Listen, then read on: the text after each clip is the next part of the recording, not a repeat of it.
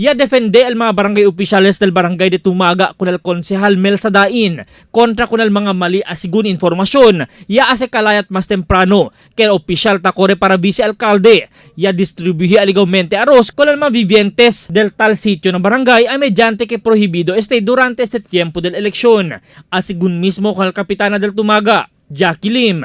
Ele mismo puede habla que hindi verdad el mga informasyon que posible taas silang malo con el kandidato. Actualmente, agad kami sabi istorya de Ancina, enante lang yun siya sabi, pero siya kumpirma nga yun si De Verasan o hindi.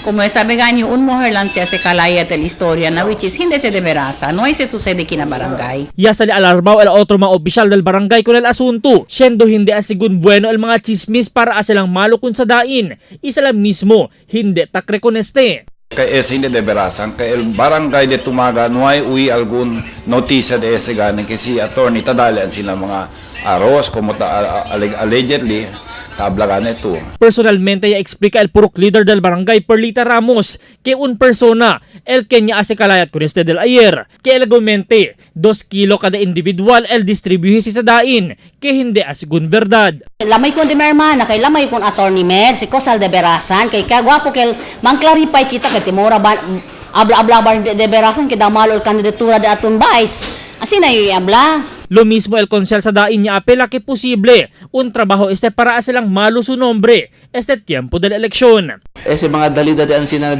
durante del kampanya de eleksyon bawal no? Pati in tal kaso man no hay eleksyon tadalyo ko sa ayuda ng mga barangay, tan coordinate ka na barangay council, na barangay chairman specifically, pati na líderes di na lugar. Tiene también ele apelo con el otro mga politiko que descansa elan sila klase de politika. Sino debe konsentra lang na plataforma y hindi destrosa con el di ilang mga kontra.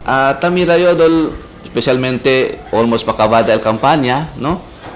Tamira yo, there might be a sinister move, no? No sabi kita kung ken se estaba. Pero the point there, bien claro, ase sila malo na di yung kandidatura, no? Kay sabi ustedes, hindi yo tamete kanila.